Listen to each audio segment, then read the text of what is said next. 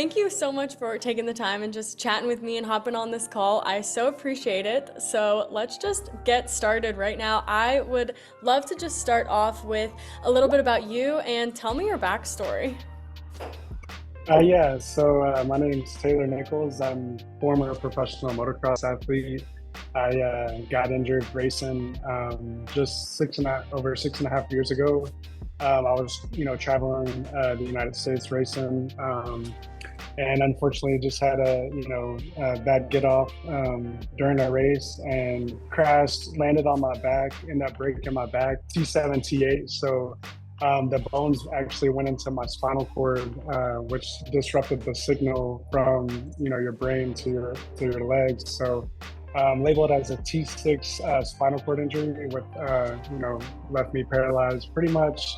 It initially started off from about the chest down, but I've done lots of physical therapy, lots of hard work that I've kind of been able to kind of push that sensation and the functionality down towards about my belly button now. So once you're an athlete by nature, so you use that mentality into going into physical therapy and everything, and just really trying to push the limits, and defy the odds of what doctors told me, that I would never walk again. I would never do some of the things that I'm able to do now, and never recover as much as I have. I mean, obviously I'm not nowhere near what I would, like to be, but I've definitely come a long ways, and broke barriers that they said I would never do. Like I said, I've been able to kind of push the sensation and my functionality down a little bit further than what was originally expected. I've been able to get in. Now I'm able to kind of walk. It's walking for me, but I use braces. They're called KFO braces that essentially lock out my legs, where I'm not having to think about so many different muscle groups, I guess, because it's very mental as it is physical. So we don't really think about it as, like an able-bodied, we just, stand up or walk or whatever. And you don't realize how many, muscle groups are actually involved in that. Like your brain's just automatically doing that, like in your glutes are firing, your quads, and everything like that. So when you're having to kind of rehabilitate all that, it's like, you're thinking about like, your quads firing, you're locking out your legs and like your calves, and and engaging your glute muscles. So we found that once I got in the braces, which again, I went through a company that they said with my particular injury, on paper or by the book, it's like would never be possible for me to use these braces, but I was like, they wanted me to get braces that kind of like provided support up in my core, kind of to hold me upright more. And I didn't feel like that, I was giving myself a chance, or just like challenging myself, because I wanted to build my core, obviously. But these braces, only, they go up to about your hips.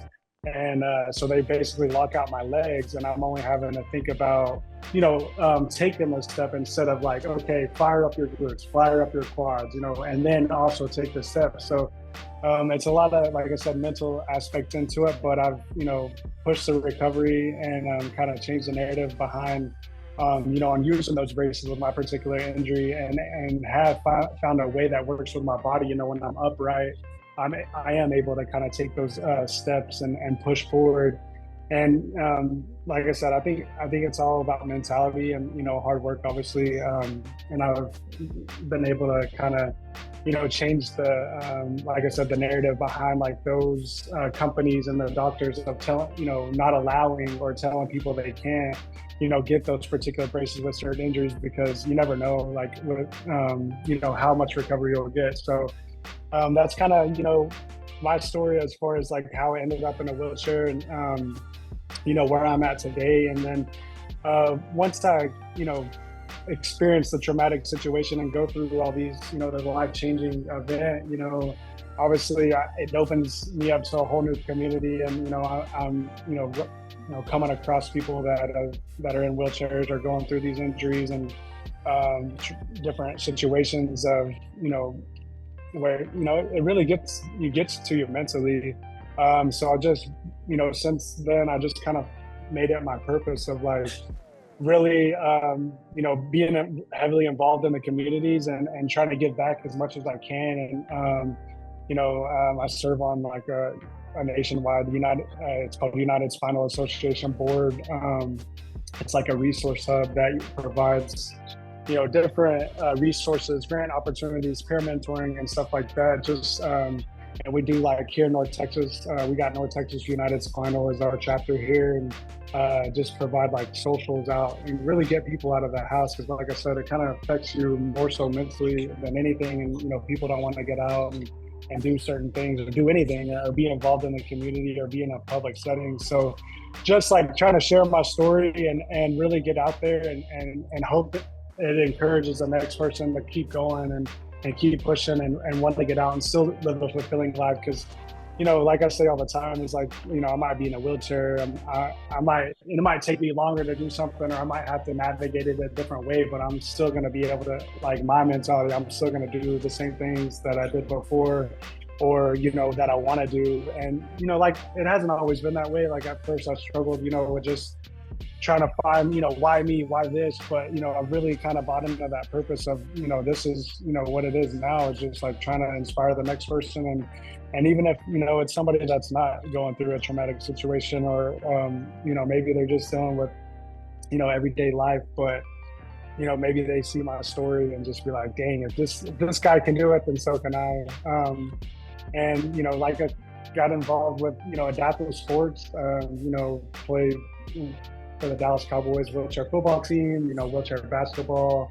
I've done water skiing, snow skiing, and all these other sports. And then about a little over a year ago, just happened to go to Chicken N Pickle and run across, pickleball, and that's where we are today. And so that's kind of a little bit of it. It kind of led me, like I said, to pickleball, and then from there, when I first started playing pickleball, I just kind of was like, why isn't this more of a thing in like the wheelchair sports world or the adaptive world? I didn't really see it at all. Like I didn't know anybody that was playing from a wheelchair or adaptive pickleball, and I felt like, pickleball is, I say all the time, it's probably one of the easiest sports to learn, but, obviously to master and be a pro and elite at it, it's not very easy to accomplish that, but still a sport, easy enough to learn for your average person, or maybe, the person that's not a super athlete, so I was like, I feel like this could be something that, we get people that, or have a disability or in a wheelchair, at least get out and to be active more. So I started just doing my research around, and found a couple people that were doing it, and from wheelchairs, but not a lot. And then the main issue was just like, we play for fun, but there's not a lot of people playing it, or, there's not a lot of tournaments or promoters that offer our divisions. So I was like, all right, I'm going to change that. And then got involved with Chicken N Pickle. Was started off as like a brand ambassador. Just, they really liked, what my mission was, and what my goals were to change the the narrative behind the sport, and I truly believe that pickleball is for everyone. And I co-founded a program here in Dallas, DFW, it's Para Pickleball Program, and we just teamed up with Chicken N Pickle, and Chicken N Pickle sponsored courts for us to come out monthly, and kind of see if we were able to get that interest for more people to come out. And that's exactly what happened. I mean, we get people that have never been in a sports chair, never played any kind of sport, but have been in a wheelchair, if not all their life, majority of their life. And that's the cool thing about it that I've seen so far, is just like, people have been in the chair for, like I said, almost all their life and never gone out and done a physical activity or been able to participate. They're always just sitting on the sidelines watching their family or their friends do things, and we're now seeing them get out on the courts playing and having that sense of urgency to get back and play with their family and friends, but feeling capable enough to get out there and play it. Because not everybody, once you go through a traumatic situation, they don't want to get out there and play like football and basketball, because those are in wheelchair sports are like, I tell everybody, it's like basketball with, bumper cars, or football, like the sports, like you're banging chairs around. So like not everybody wants to do that. So I feel like pickleball is more appealing for them to get out there and do it's crazy. Like they're like, they're not like kind of sure about it at first, and they get out there and it's like a light switch, it clicks. So like the light switch goes off, and their confidence and their demeanor changes, and that translates to everyday life. And that's kind of originally got started with everything. That's amazing. So tell me a little bit more about para pickleball and all the work you're doing there. Like, how much growth have you seen since the beginning to now?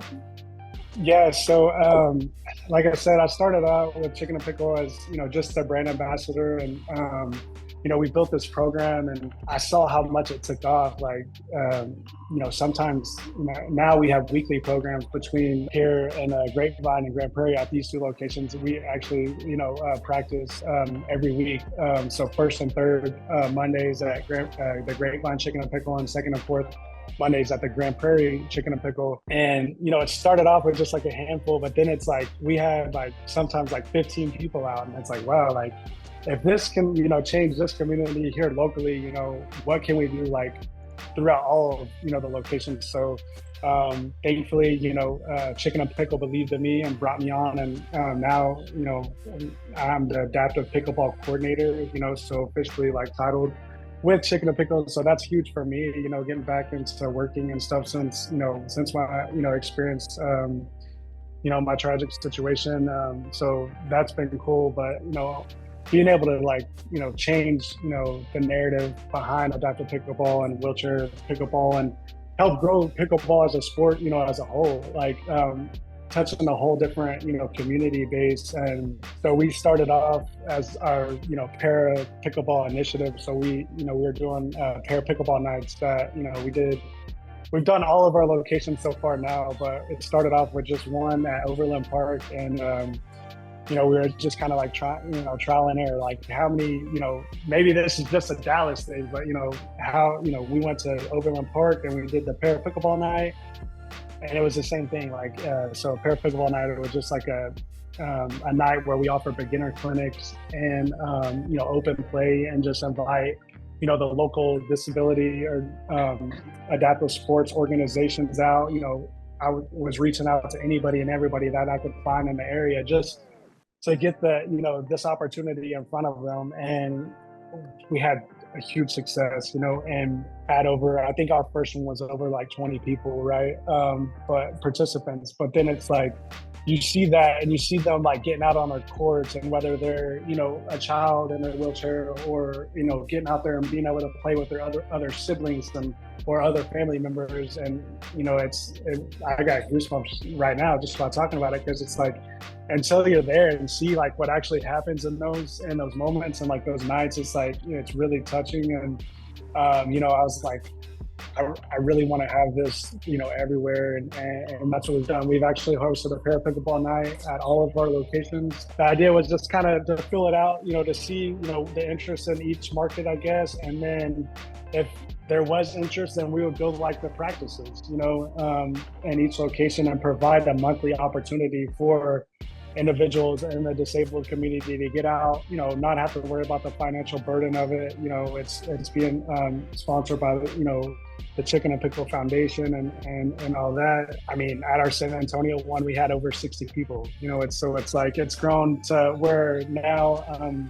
we've had over 300 participants come throughout our adaptive pickleball and to these para pickleball nights, and that where we've been able, we saw the need for it to happen, monthly at every location. And, thankfully we've got, in some of our locations, we've got, outside organizations and companies that, also believe in our initiative and like, sponsor our courts. But a lot of it's just out of the Chicken N Pickle Foundation. And, we're covering a lot of the courts, and, we just want to be able to get as many people as we can out, how many lives that we can impact, with Chicken N Pickle, motto is like, our hearts are local, and we do a lot of community work. It's really life changing, like, and especially for someone that live, I'm a daily wheelchair user and live with a disability. So it's, I got the opportunity to live 26 years of my life as able-bodied, and not know anything about this. And then,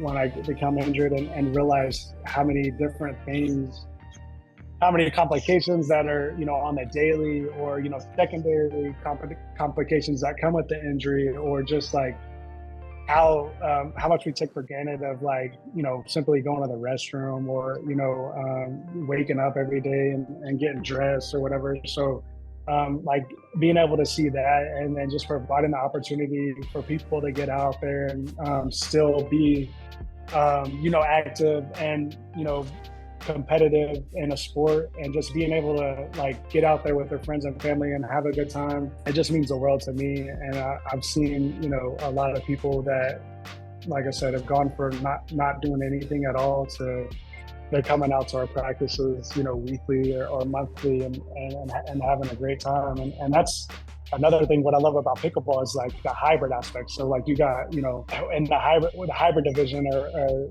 the hybrid aspect of it is, like, you have one wheelchair player and one standing player, so it's like, you don't need anybody else in a wheelchair if there's no one else around. I mean, I'll go to the local courts here and play. I'm the only wheelchair user there, so, like, I'll play with all the standing athletes, and and that's what's cool. It's like, besides tennis, there's no other sport, adaptive or wheelchair sport, that you're able to do that. Like, you need other wheelchair users to play against, But in this, like, I could, like, team up with my brother, or, any of my other family members that's, able-bodied, or friends or whatever.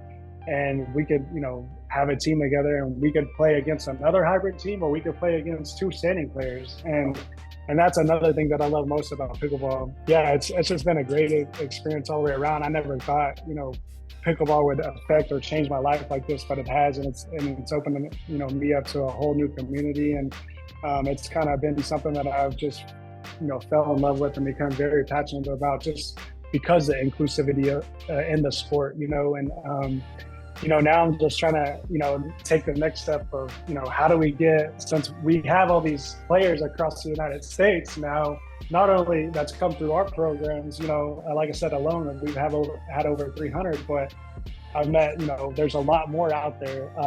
And, how do we get, these promoters, and not just like your local, fundraiser tournament, but, like, really, like, how do we get, like, PPA, APP, how do we get all of them to kind of, like, recognize, like, hey, there's a need for, like, an adaptive, a division, like, we need to add this in. And I think, we're starting to get some, a little bit of headway with that. And, we're gonna, I know Nationals this year is offering a wheelchair division. I know, like, the US Open does. And, I was thankful enough that PPA allowed us to do an exhibition last year here in Dallas, just, to kind of, bring more awareness to it, advocate for it, just to get it out there. A lot of people don't even know it exists. And then when they do, like, it's like, dang, like, that's really cool. Like, how do you hold the paddle and push the chair? Like, so it's like, it's like educational purposes too. Now it's just like, that's my goal, is just like, being able to get our divisions and having, promoters to include us,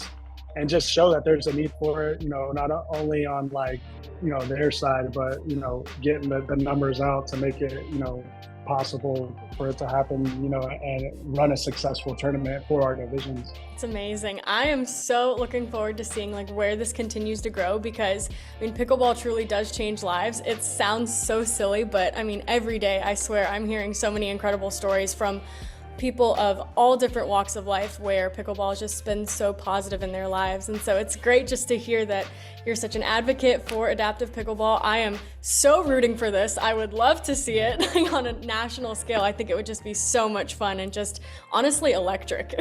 Yeah, and like I said, it is starting to get more recognition, and obviously it takes players to run, a successful tournament, and that's the main thing, is, like, getting the players out, and obviously building the sport as a whole, which it's on way bigger than, like, when I first started playing and didn't know anyone. There actually is a lot of wheelchair players out there, And that's what's cool about it. But they're just like, you don't know about them because there's never divisions for us offered. So now that, I've been able to work with like PickleCon and everything. So like in PickleCon this year, that's coming up in August, like there is adaptive divisions, there's wheelchair divisions, and there's singles, there's hybrid. So, and then there's the wheelchair double. So like where you have the both wheelchair or player, or both players will be wheelchair players. And then like, obviously the hybrid division that I just explained. But it's like I said, it's starting to get a little more traction, and I am seeing like, little more people are starting to, recognize that like, man, there's like a whole different community out there besides, within the adaptive community that, there's a need for this, and there's it can be successful. And what I love most is like I'll play with some standing players, and they're like, I mean, obviously there's two role differences with wheelchair pickleball and like standing pickleball, essentially. So like wheelchair player gets two bounces, gives you a little more time to get to the ball. But I always tell people, I was like, it's not really like, I feel like it's not really an advantage, because I'm thinking like, oh, I got that second bounce. So then I get caught up in between bounces, like, oh, I'll let it, like, am I going to hit it off the first one? Oh, I got the second. Oh, I already missed the ball. You know what I mean? But so there's that. But and then like when it comes to like the kitchen and baselines, like your front casters, the smaller wheels on the wheelchair are able to get into the line, but as soon as like your big wheels get in, then that's considered a fault. So like other than that, it's still pickleball. Like, I mean, you get two bounces, but like I said, sometimes it's a disadvantage, right? I feel like the only time it's the two bounces, because I normally will get it off the first bounce. Only time the second bounce is like an advantage or it helps, I guess, the wheelchair user is like, you got a high lob over your head. It gives me enough time to get around and back to the ball for that second bounce. Or like it's, I'm sitting back and then there's like, a drop over the net that has like some bounce to it, and I can get it off that second bounce. But as you know, with like spin and everything, like if you let it go to that second bounce, that's even more spin, and like it dies out or goes to left and you're going right, so it's not always an advantage. So that's why I mainly try to take it off the first bounce. But I mean pickleball is just super inclusive and truly is for everyone, and that's the initiative behind it, just trying to get more people out and play. And had the opportunity where I met you, like in Georgia, just worked with Carvana and the Special Olympics, out there, and getting more intellectual disabilities. Is just anybody and everyone. Like it doesn't matter like your limitations. Like the only limitation or disability I feel like that I always say is like your mindset. Like that's the only thing that is stopping anybody to get out there and play. And once you encourage them and they're able to do something, then game over. Like they're going to be addicted. Everybody gets that itch, and it is very addicting. Absolutely. Well, that is all I have for you. Thank you so much for taking the time and chatting with me. It was so amazing to hear your story and all the incredible work you're doing with Chicken N Pickle. I am so excited to see what's next for you.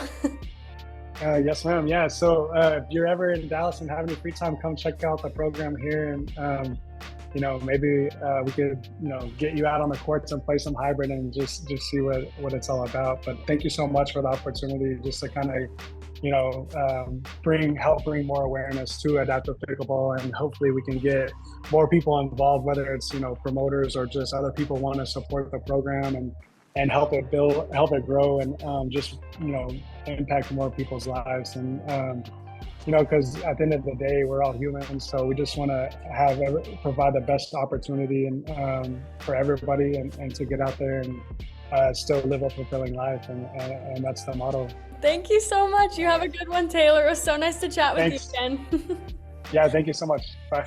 Bye-bye.